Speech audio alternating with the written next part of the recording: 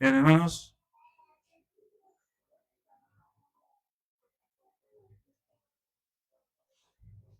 pasamos el día de hoy, hermanos, a la lección número 2 de esta serie, hermanos, el Dios del pacto. Esta serie número 2, hermanos, lección número 2 del Dios del pacto, de la promesa eterna a su cumplimiento en Cristo. Les recuerdo, hermanos, que en la serie dominical estamos estudiando los capítulos de forma temática, hermanos, 7 y 8 de nuestra confesión de fe, las doctrinas que ahí aparecen, y el 9, perdón, y los martes, hermanos, recordamos un poco más con los 9. La lección la hemos titulado, hermanos, el día de hoy, el pacto en la creación, vida prometida al hombre, hermanos. El pacto en la creación, vida prometida al hombre, hermanos. Vamos a estar profundizando un poco más en las promesas, hermanos, del pacto de obras. Las citas, hermanos, para que las tengamos a la mano, estaremos en el libro del Génesis, capítulo 1, versículos 26 al 31, y Génesis 2, del 5 al 17, hermanos. Ahorita un poco más adelante vamos a ir a esas citas, hermanos. Para empezar, hermanos,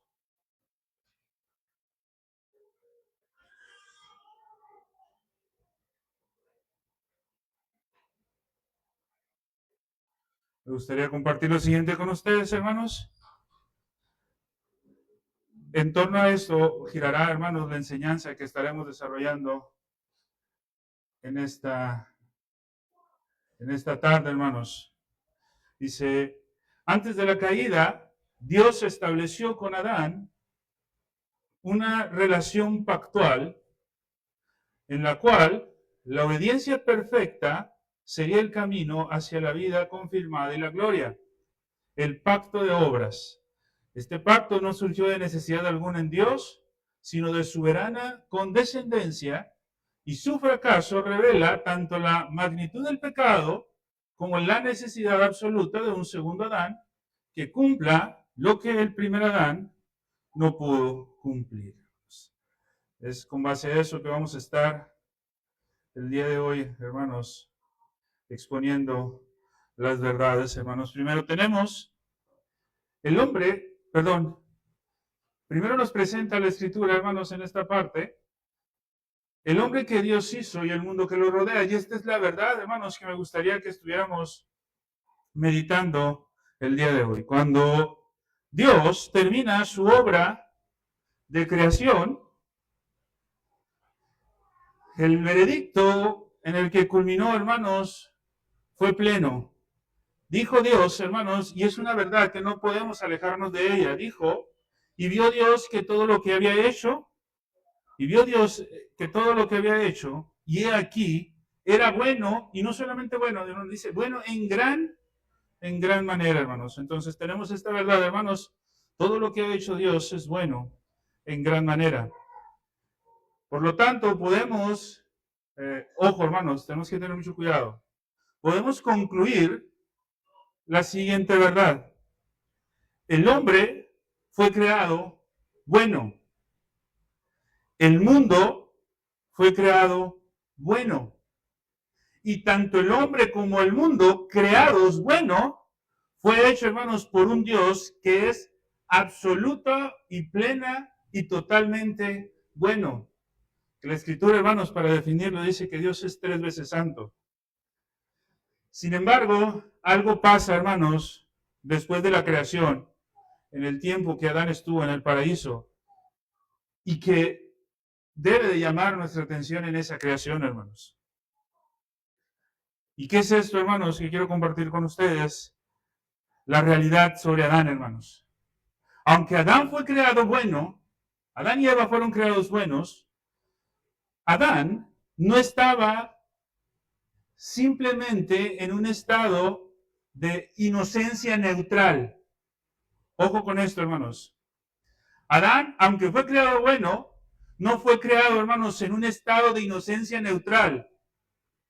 La realidad de la creación, hermanos, es que Adán, siendo creado bueno, fue creado en una relación estructurada con el Creador. ¿Por qué digo estructurada, hermanos? Porque esa relación en la que fue creado Adán, bueno, estaba bajo ciertas condiciones, bajo ciertas promesas y al mismo tiempo, hermanos, la advertencia de ciertas circunstancias que podían pasar en su vida, hermanos. Entonces, la pregunta al estudiar esto, hermanos, que tenemos que hacernos, no es tanto, hermanos, qué poseía Adán. Muchas veces nos enfocamos más en lo que poseía Adán. Y la, ¿sí está?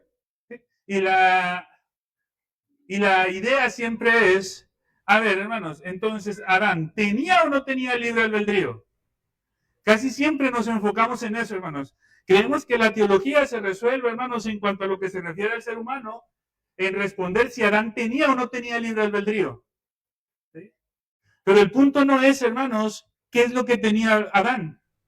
El punto interesante, hermanos, para entender la doctrina bíblica es bajo qué términos vivía Adán.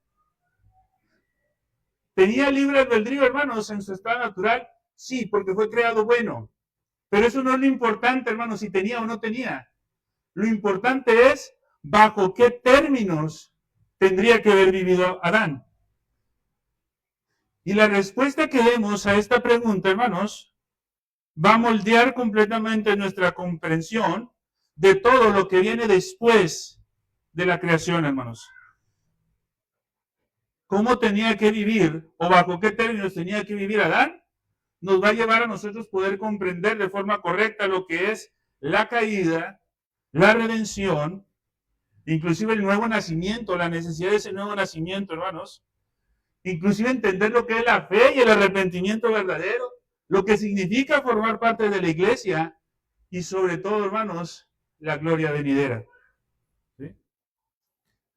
Si nosotros entendemos esto, hermanos, vamos a entender, bueno, hermanos, vamos a entender las presuposiciones básicas para poder entender la teología que se desarrolla después de la creación. Si nosotros no entendemos lo que significa el pacto de la creación o el pacto de obras, no podemos entender en ningún sentido, hermanos, por qué el Hijo de Dios tuvo que venir como hombre, vivir una obra perfecta en obediencia y morir en lugar nuestro, hermanos. Por eso es importante que nosotros entendamos esto, hermanos. Ahora, vamos a desarrollar bajo ciertas primicias esto, hermanos. La primera que vamos a ver, hermanos, para ir formulando la enseñanza es...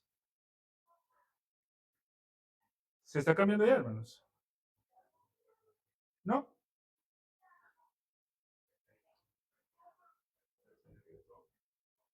Ah, es que ya sí se está cambiando. Permítame tantito, hermano.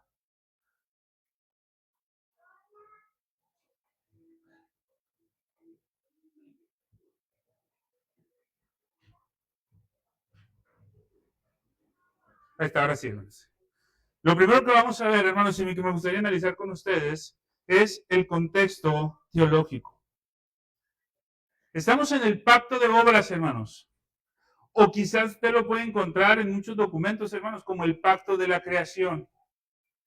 Recordemos que hoy estamos viendo, no a profundidad la teología pactual, hermanos, pero sí ciertos principios fundamentales para poder comprender y entender las doctrinas que le dije y que a la posterior, hermanos, vamos a estar analizando.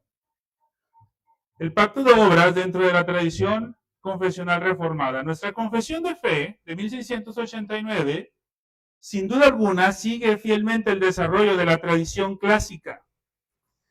Y esa misma tradición clásica en el entendimiento del pacto de obras fue articulada de forma sistemática en lo que se conoce como la escolástica medieval en primera instancia y posteriormente en la escolástica reformada. Y a esto se le conoció como la doctrina del pacto en la creación o del pacto de obras. ¿Qué dice nuestra confesión de fe referente a eso, hermanos? Nuestra confesión de fe referente a esto nos dice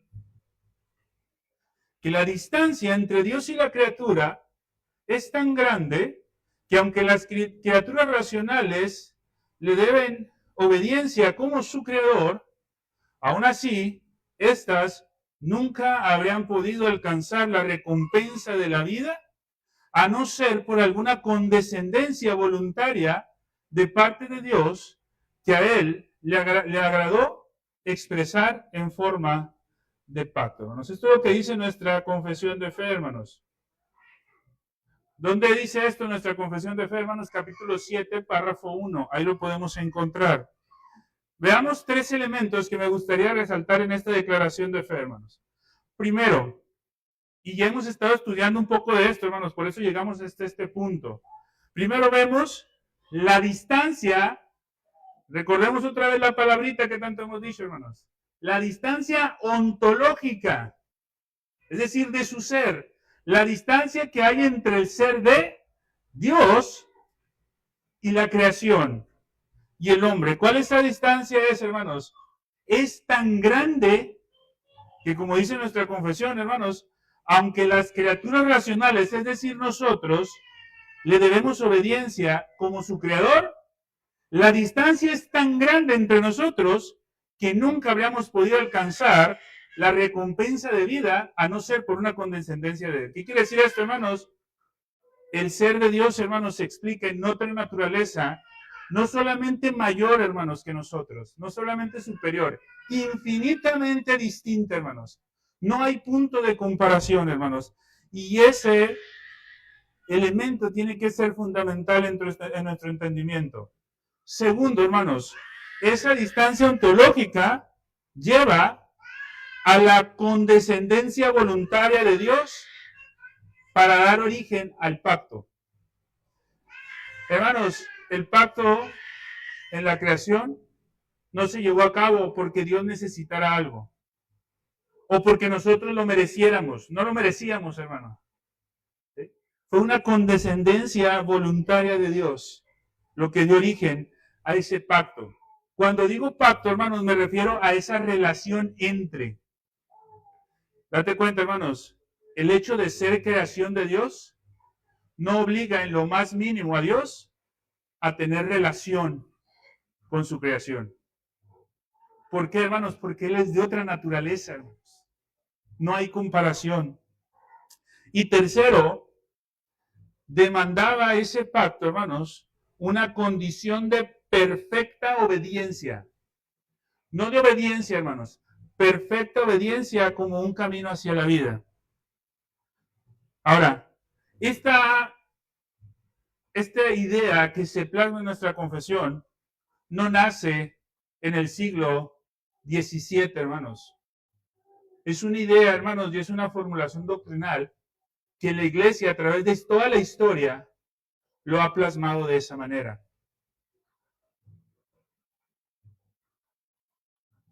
Y empezamos, hermanos, con sus raíces patrísticas. Tenemos primeramente a Ireneo y su concepto de la imagen de Dios. Muchos antes de que se articulara la doctrina del pacto de obra, los padres de la Iglesia ya reflexionaban sobre la condición original de Adán y su relación con Dios.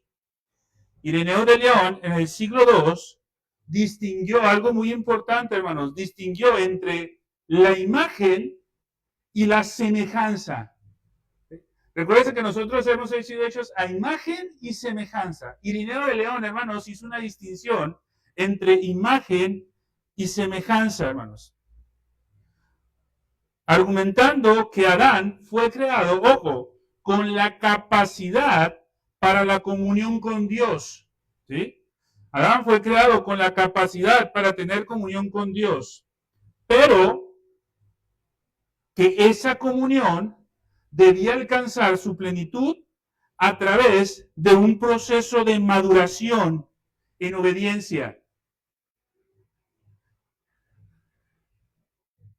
Había tiempos en los que Dios, hermanos, descendía a hablar con Adán, pero no era siempre, hermanos. Adán tenía que pasar por un proceso de obediencia para ir madurando esa relación con Dios. Y aunque tenía la capacidad, ¿por qué? Porque había sido creado bueno, él tenía que obedecer a Dios para poder llegar a ese punto.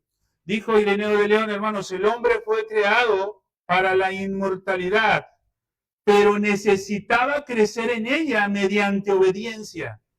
Dios lo creó con capacidad para recibir vida, vida que estaba prometida, hermanos, en ese pacto, pero la vida confirmada requería de la fidelidad de la criatura. Aunque Dios, hermanos, no tendría por qué haber condescendido a un pacto, Él condescendió, hermanos, y le prometía vida a Adán, pero requería la fidelidad de Adán. ¿Sí? Había, hermanos, dotado a Adán de todo lo necesario para cumplir eso. ¿Sí? Y ahí es donde vemos esas raíces, hermanos. Aunque Ireneo no usa un lenguaje pactual, hermanos, sino habla de pacto en el sentido técnico que posteriormente se usaría y como lo conocemos nosotros, su intuición teológica, hermanos, es profunda. La condición de Adán era potencialidad, no era consumación. ¿Qué quiere decir potencialidad, hermanos? Recordemos, hace mucho tiempo vimos algunos principios muy básicos, hermanos, de metafísica. Entre estos, hermanos, los conceptos acto y potencia. ¿Qué es potencia, hermanos? La capacidad de llegar a ser a través de un acto, un hecho que impulsa a ese llegar a ser. Eso es acto y eso es potencia. Entonces, él me decía, Adán tenía la potencialidad, pero no la consumación. ¿Sí? Había algo que aún debía alcanzar, es decir, había un acto que debía de hacerse para que esa potencia llegara a su consumación. ¿Y cuál era ese acto, hermanos? La obediencia de Adán. Adán tenía que alcanzar algo, hermanos. Y de eso, de alcanzar eso, dependía la respuesta de Dios. Más adelante aparece Agustín de Hipona, hermanos, quien profundiza en esta reflexión y empieza a distinguir entre el estado de Adán antes de la caída, hermanos, al estado de Adán. Agustín afirmaba que era un posse no peccare, ¿sí? Le llamaba un posse no peccare. ¿Qué quiere decir esto, hermanos? Poder no pecar. Antes de la caída Adán podía no pecar. Tenía esa capacidad, hermanos, como decíamos ahorita, para no pecar. Sin embargo, había un estado al que Adán aspiraba a pasar a través de su obediencia, y era un estado de glorificación. ¿Qué era ese estado de glorificación? Agustín le llamaba non posse peccare. ¿Qué quiere decir esto, hermanos? No poder pecar. ¿Sí? Adán fue creado en una condición primera de poder no pecar.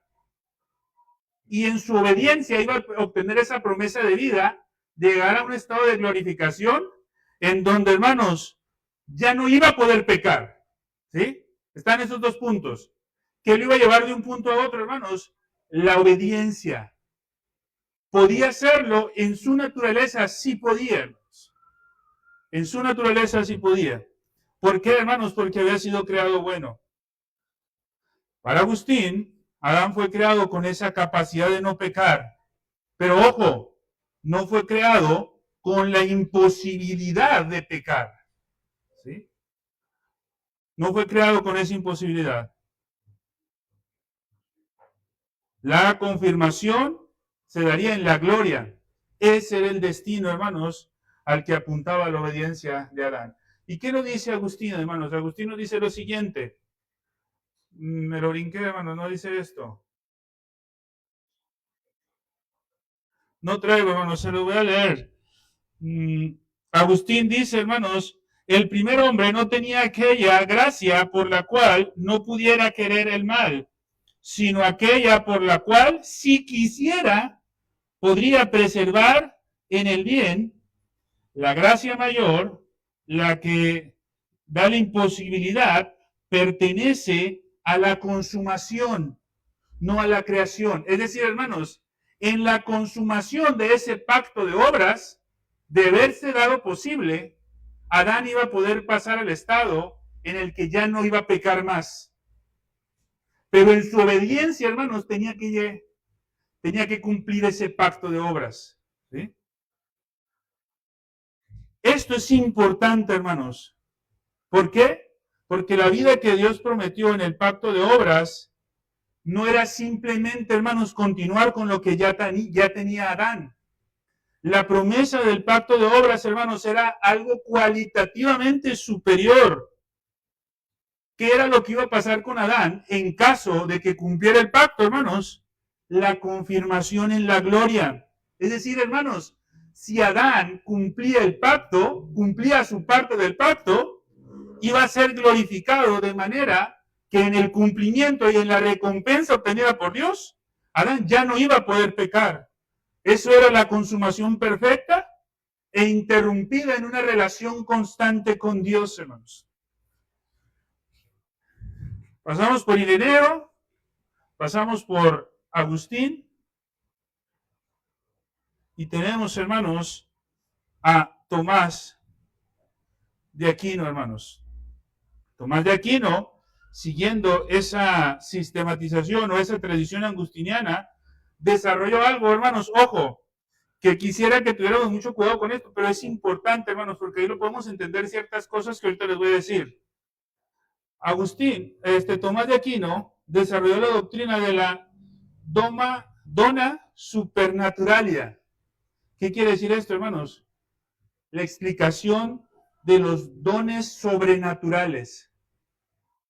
Hermano, hay un dilema, hermanos, hoy, que muchos piensan que todos los redactores de la Confesión de Fe de Londres de 1689 eran cesacionistas. ¿Qué quiere decir cesacionistas, hermanos?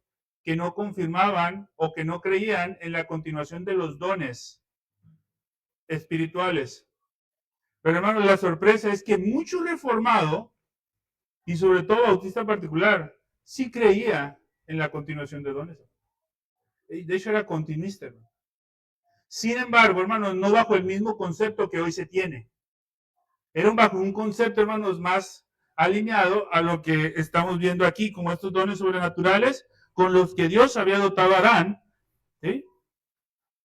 Para aquí, no este sentido, la naturaleza humana, como tal, no podía alcanzar a Dios como fin último.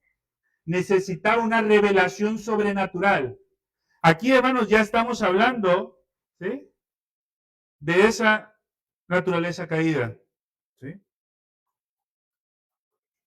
Ahora, esa elevación o esa revelación sobrenatural necesaria para eso, hermanos, era una elevación, era un don de pura gracia.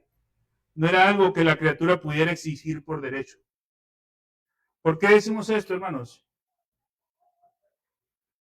Porque Adán, en su creación, podía obedecer a Dios, en su creación original, antes de la caída. Y Dios, hermanos, condescendió voluntariamente. Pero para verdaderamente, hermanos, conocer a Dios, tendría que tener un don de gracia, que es la revelación especial. Y Adán no podía exigir esa revelación especial porque es un don, es un regalo que no merecía. El hombre no lo merece, hermano. Hermano, no merecemos conocer a Dios. ¿Te das cuenta de eso? No merecemos conocer a Dios. Por su misericordia es porque lo hacemos. ¿Sí? Por eso decía Tomás de Aquino en su Suma Teológica, la visión beatífica, hermanos, este es aquí hay que tener mucho cuidado, hermanos, porque esta terminología Roma la utilizó después para desviar un poco la doctrina de la justificación, hermanos. ¿Sí? La visión beatífica no es otra cosa, hermanos, más que ese don para poder tener esa revelación de Dios, hermanos, y que la podemos entender. Por eso dice, la visión beatífica excede la capacidad de toda naturaleza creada, pues es propio de la esencia divina. Por ello el hombre no puede alcanzar la felicidad sobrenatural, sino por don de Dios, hermanos.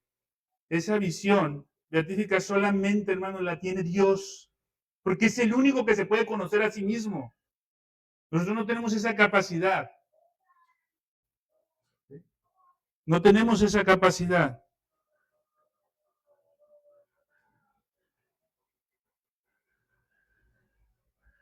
La vida que Dios prometió a Adán era más trascendente o trascendía lo que la criatura podía alcanzar por sus propias fuerzas naturales, hermanos. Ese era un regalo de Dios que le daba la oportunidad de relacionarse con su criatura en términos de pacto. Por eso Dios, hermanos, tenía que darlo voluntariamente, hermanos.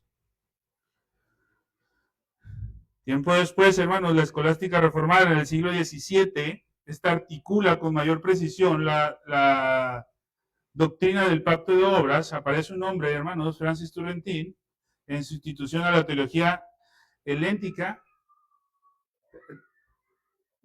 Hay veces que hay términos, hermanos, que son medio complicados, hermanos, pero es necesario clarificar. Voy a poner la frase, hermanos, para que vean.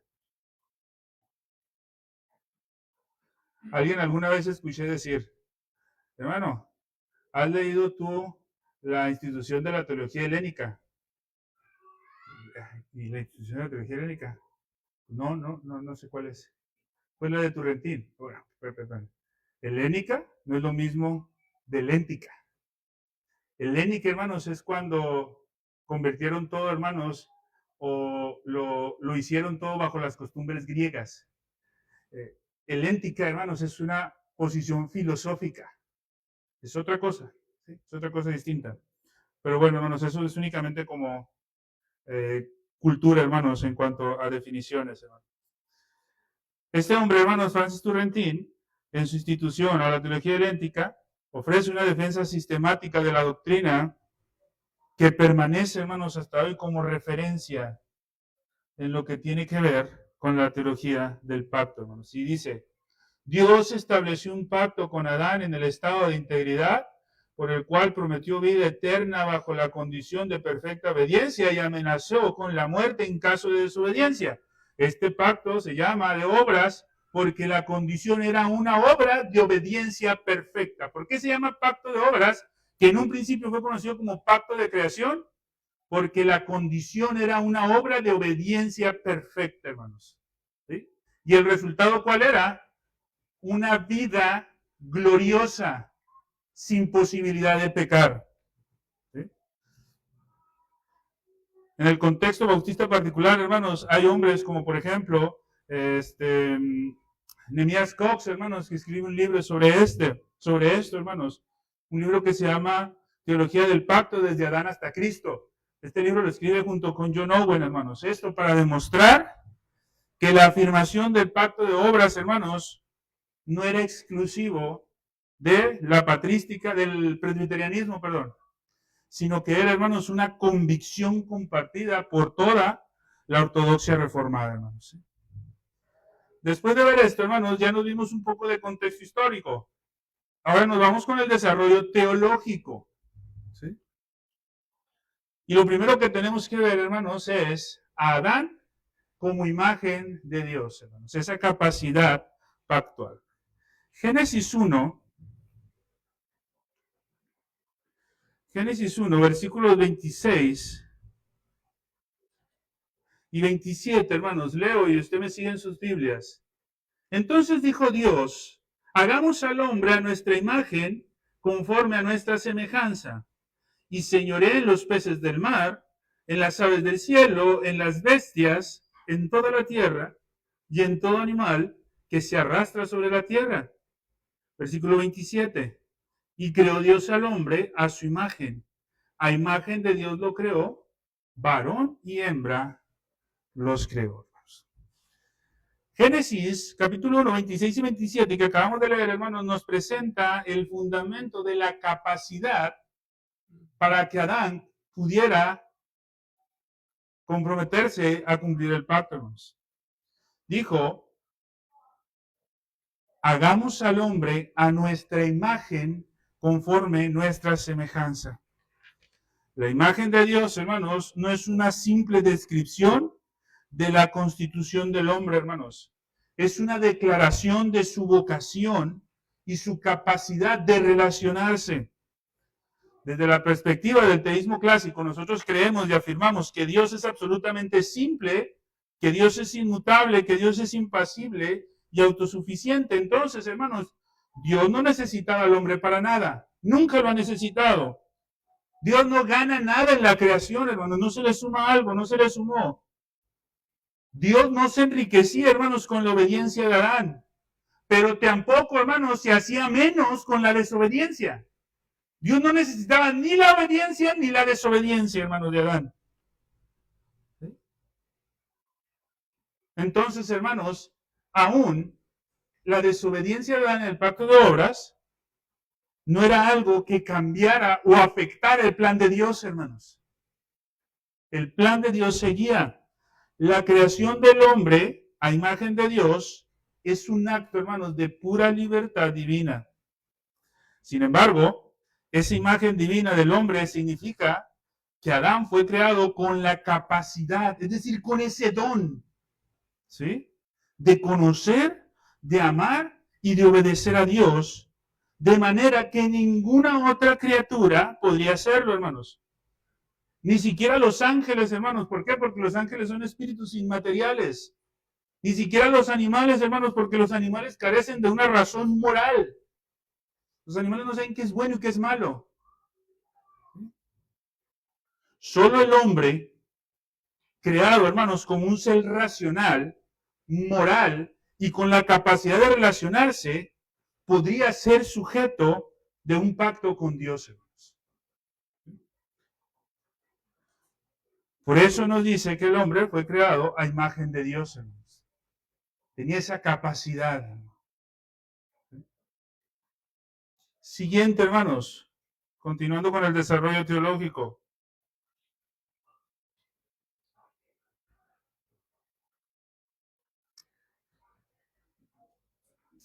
Me pasé uno, hermanos, permítanme. Bueno, sí, hermano. Hay un mandato, hermanos. Tenemos que entender el mandato y la promesa. ¿Cuáles fueron los términos en los que se estableció ese pacto? Hay ciertos elementos que no podemos perderlo de vista, hermanos. Primero, la vocación. La vocación que tenía que desarrollar Adán en el huerto. Labrar y guardar. Adán no fue colocado en el Edén, hermanos, simplemente para disfrutar de él. No, hermanos. No fue colocado para disfrutar de él. Fue colocado para qué, hermanos? Para labrar y para guardar. ¿Qué nos revela esto, hermanos? Nos revela que el estado del hombre, en su estado original, era un estado, hermanos, con actividad, tenía que hacer, tenía que trabajar, pero al mismo tiempo, hermanos, tenía una responsabilidad. Ojo, hermanos, no fue creado en un estado de reposo consumado. El reposo consumado, es decir, el sabbat, el reposo eterno, era la meta. ¿Sí? Oh, ¿te das cuenta, hermano? Tenía que labrar y guardar el Edén para que en su cumplimiento de labrar y guardar pudiera ir al reposo consumado, hermanos. O pudiera disfrutar de ese reposo eterno. Adán tenía que trabajar, no simplemente permanecer en su estado inicial. Hay un teólogo antiguo también, hermano, llamado Petrus van Maastricht, que dice que el mandato de guardar el jardín implica la posibilidad de una amenaza. Si había algo que proteger, ¿sí? Al guardar, necesariamente había algo que perder. Si no lo guardaba, lo iba a perder. El pacto de obras, por tanto, hermano, no es meramente una formalidad. El pacto de obras es una relación con consecuencias reales, hermanos, para Adán.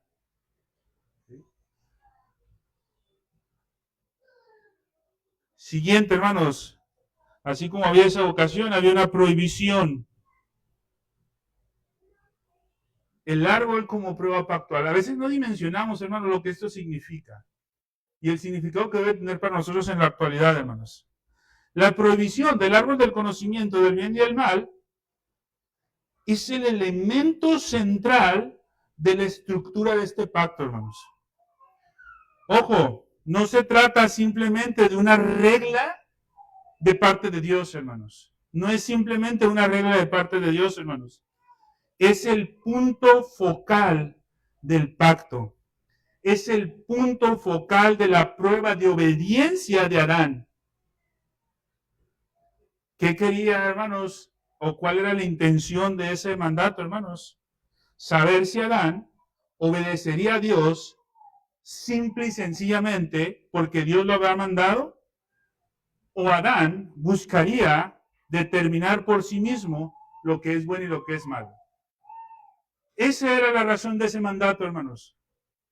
La razón del mandato, de ese principio positivo, hermanos, de no comer del huerto, era para probar si Adán, por fe, simplemente confiaba en lo que Dios le habría mandado y no se iba a poner a innovar para determinar por sí mismo lo que es bueno y lo que es malo. ¿Les suena algo familiar, hermano?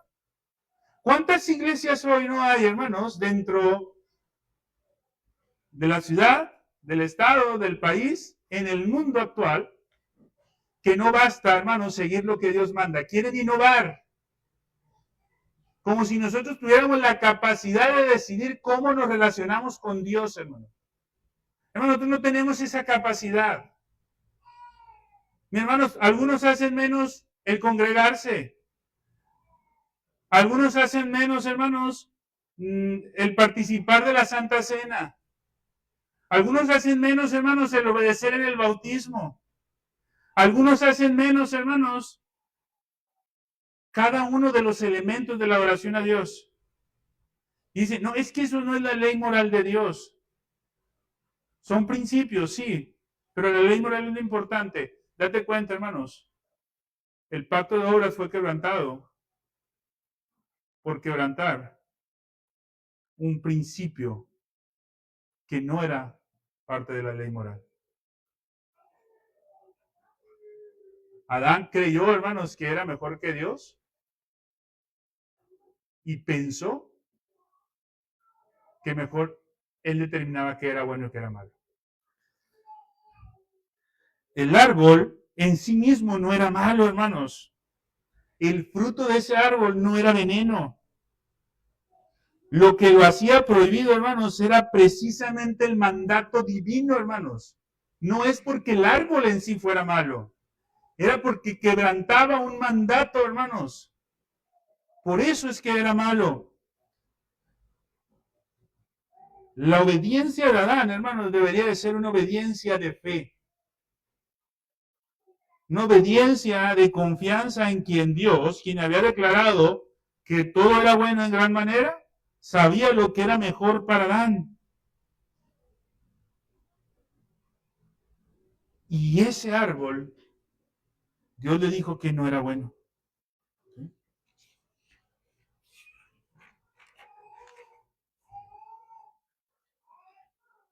Pero esto no acaba aquí, hermanos. Viene una amenaza y viene una promesa. ¿Sí? Génesis 2:17 registra explícitamente la consecuencia de la desobediencia. El día que de él comieres, ciertamente, ¿qué dice? Morirás. Había una amenaza, hermanos. No comas de ese árbol. No porque el árbol sea bueno. O perdón, no porque el árbol sea malo. El árbol era bueno. Todo lo que había creado Dios era bueno, hermanos, en gran manera. No porque el árbol sea malo. No comas porque yo te lo ordeno. Ese era el punto, hermanos. Y Dios le dice a Adán, si comes de él, vas a morir. Esta es una promesa, es una amenaza, hermanos, que en la tradición reformada, hermanos, y en la interpretación pactual clásica, esa amenaza infiere una promesa implícita. Porque un pacto, hermano, debe de venir una promesa de algo a cambio. Un pacto es, mira, tienes que hacer esto y si lo haces, yo te doy esto. ¿Sí? En este relato, hermanos, hasta ahorita no vemos esa promesa como tal, literalmente. Pero en la amenaza va implícita esa promesa, hermanos. Si la desobediencia traía muerte, por conclusión, hermanos, lógica, la obediencia, ¿qué traería? Vida. Exactamente, hermanos, traería vida. Pero si Adán ya vivía, ¿o Adán estaba muerto? No, no vivía. Entonces, ¿qué quiere decir? Como consecuencia en una vida, hermanos, superior, una vida mejor que la que Adán poseía, hermanos. Esta inferencia, hermanos, la podemos agarrar nosotros del paralelismo entre Adán y Cristo en Romanos 5. Romanos 5 y 1 Corintios 15, hermanos, nos hablan de ese paralelismo, hermanos. Cristo, como el segundo Adán, obtuvo mediante su obediencia la justificación y la vida glorificada para su pueblo. Algo que el primer Adán no lo logró. ¿Sí? Pero había esa amenaza y esa promesa. Ahora, para entender nosotros esto con más profundidad, la escritura también nos presenta a Adán como la cabeza federal. ¿Sí?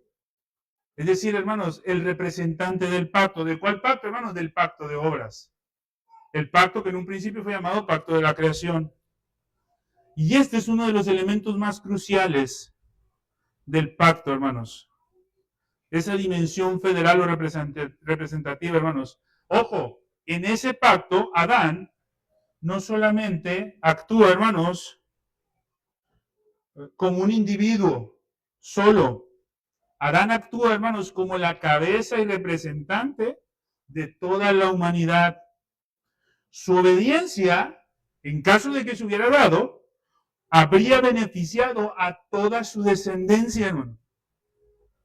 Por lo tanto, su desobediencia arruinó a todos, hermanos. Nos arruinó a todos. Este es el principio de la representación, hermanos. Y no es un invento. Es un principio explícito que el apóstol Pablo en el Nuevo Testamento también revela, perdón, hermanos, en el mismo Romanos 5 que decíamos ahorita y 1 Corintios 15. La doctrina del pecado original no tendría sentido sin la cabeza federal, que en este caso es Adán. ¿Sí? Pero la doctrina de la justificación tampoco tendría sentido sin la cabeza federal, que es el segundo Adán, como representante de su pueblo, que este es Cristo, ¿no?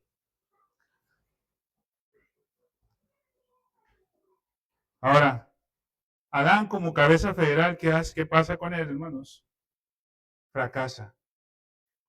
El fracaso del primer Adán dio o evidenció la necesidad del segundo, hermanos. Adán fracasó. Lo que debía haber guardado, lo entregó, hermanos. ¿Sí? Lo que debía haber protegido, lo profanó. En donde tendría que haber obedecido, desobedeció, hermanos. Y su fracaso arrastró, hermanos, junto con él a toda su posterioridad. Esta es la tragedia más grande de la historia. No es una tragedia, hermanos, de ignorancia, sino de rebelión deliberada, hermanos. Hermanos, ojo, nosotros no heredamos el pecado original en nuestros genes. No, hermanos. Heredamos el pecado original en la representación federal de Adán. En esa representación. Pero hermanos, en este fracaso de Adán es donde el Evangelio, hermanos, resplandece con más gloria. El fracaso de Adán, hermanos, no anuló el propósito eterno de Dios. ¿Por qué, hermanos? Porque el fracaso de Adán no afecta a Dios. Él ya había establecido su plan eterno, hermanos.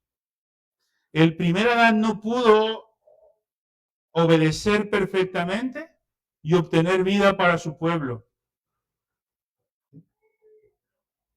El segundo Adán lo iba a hacer con una obediencia perfecta y absoluta. Date cuenta, mi hermano, Jesús no solamente viene para perdonar los pecados de su pueblo. Jesús viene a cumplir toda justicia. Génesis 3:15, el protoevangelio, hermano. La simiente de la mujer, acabando, hermanos, con la simiente de la serpiente. Cristo vendría a obedecer la ley en el lugar de los suyos para obtener mediante su vida la obediencia activa y que con resultado de esto viniera la justificación a todos sus redimidos, hermano. Que nunca habríamos podido alcanzarla sin la obediencia de Cristo. Entonces, hermanos, tenemos que el segundo Adán cumple lo que el primero no pudo. Ahí es donde vemos nosotros, hermanos, que la creación y ese pacto de la creación apunta a Cristo. Si Adán estaba bajo el pacto de obras con la promesa de vida mediante la obediencia, y si Adán fracasó en cumplir esa condición, entonces la pregunta urgente es, hermanos, ¿puede alguien cumplir lo que Adán no pudo? La respuesta en el Evangelio es sí, hermanos. Y ese alguien que lo puede cumplir es únicamente el Hijo de Dios, hermanos. Pero tendría que ser encarnado.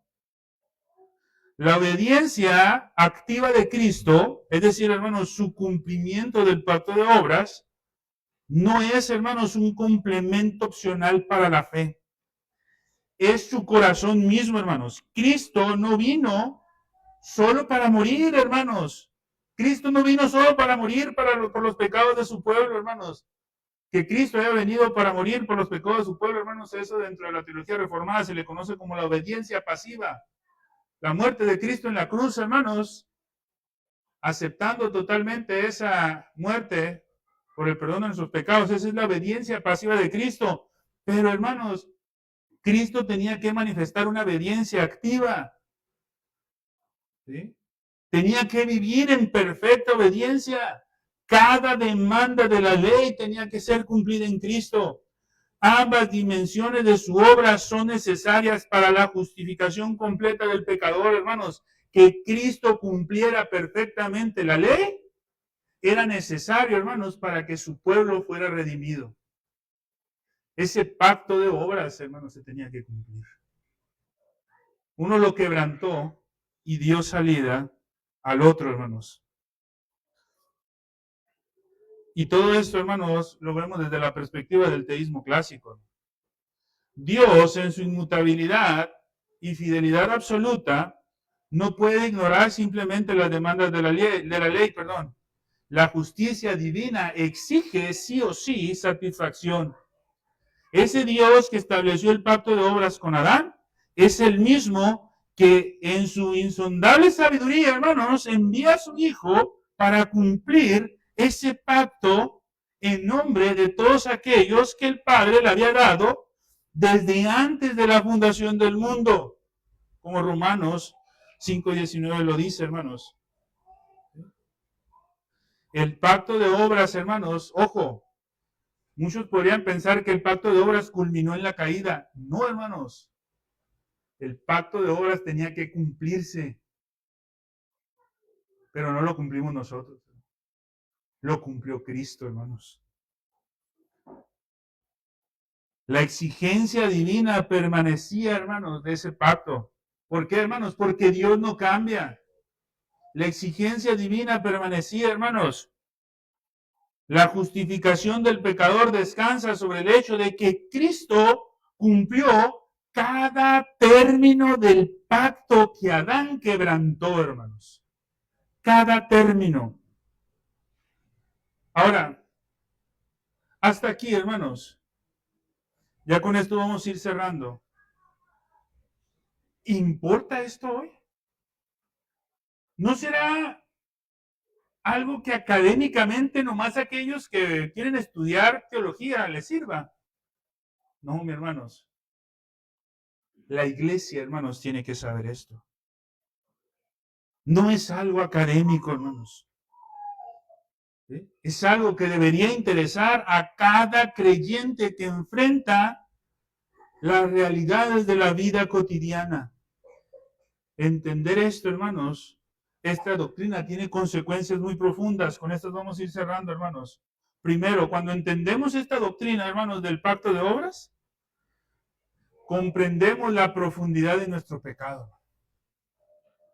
Si Adán actuó como nuestro representante federal, entonces el pecado no fue solo un pecado de un antepasado lejano que falló.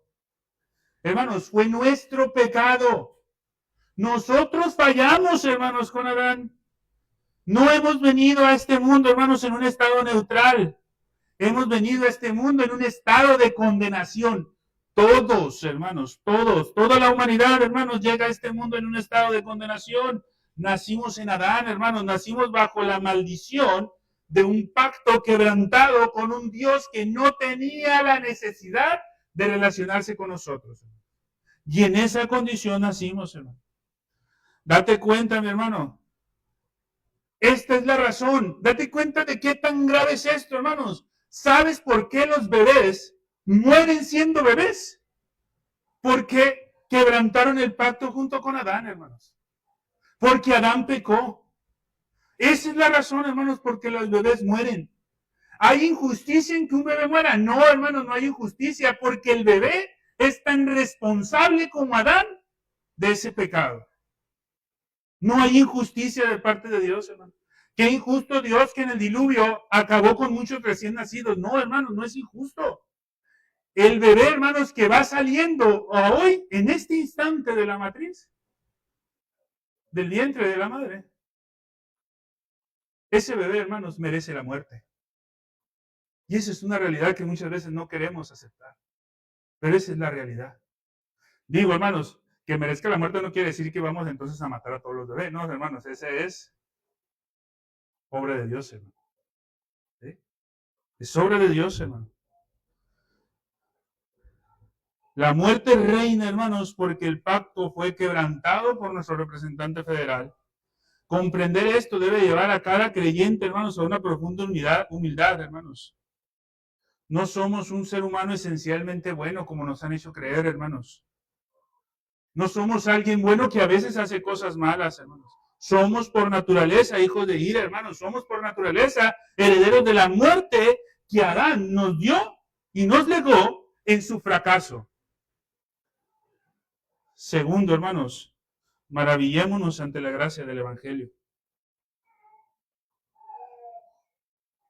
El que comprendamos la profundidad de nuestra condición en Adán nos debe llevar a maravillarnos ante la incomprensible gracia del Evangelio, hermanos. Dios no tenía obligación, hermanos. Dios no estaba obligado a proveer un segundo Adán, hermanos. Nada lo obligaba, hermanos, mandar un segundo Adán. Mucho menos, hermanos, que fuera su hijo. Dios no tenía esa necesidad. Dios podría haber dejado a la humanidad en su estado de condenación y él seguiría siendo perfectamente justo, hermanos. Perfectamente justo. Pero, hermano, en su soberana misericordia, él determinó, hermanos, ojo, no como consecuencia de que Adán fallara. No, hermanos, él determinó desde antes de la creación, desde antes de la fundación del mundo, enviar a su hijo a cumplir todo lo que el primer Adán no cumpliría. La doctrina del pacto de obras, hermanos, nos lleva a ver el glorioso evangelio.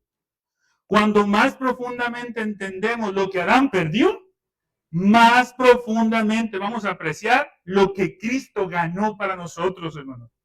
La justicia que Cristo obtuvo mediante su vida en perfecta obediencia, hermanos, no es una cantidad mínima. como suficiente para salvarnos, hermanos. Es la justicia plena y perfecta que Dios exige. Y date cuenta, hermano, esa justicia plena que Dios exige se nos imputa a nosotros por fe. Date cuenta de esa maravilla, mi hermano. Date cuenta de esa maravilla. Confiemos en la fidelidad del Dios del pacto, hermanos. El Dios que estableció el pacto de obras con Adán es el mismo Dios que estableció el pacto de gracia con nosotros, pero en Cristo. Y este Dios es absolutamente fiel, no cambia, no se arrepiente, no altera sus propósitos. Es el mismo Dios que afirma el teísmo clásico, cuyas promesas son absolutamente confiables. ¿Por qué, hermanos? Porque Él es absolutamente inmutable.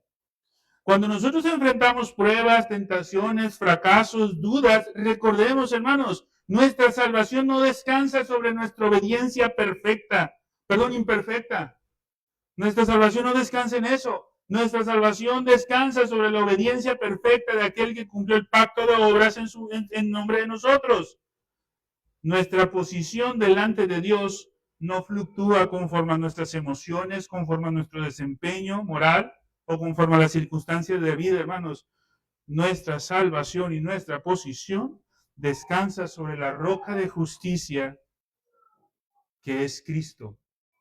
Y esa roca, hermanos, es inamovible e indestructible. Con esto cerramos, hermanos. ¿Eso es una licencia para pecar? No, hermanos. Es un mandato a vivir como la imagen de Dios restaurada.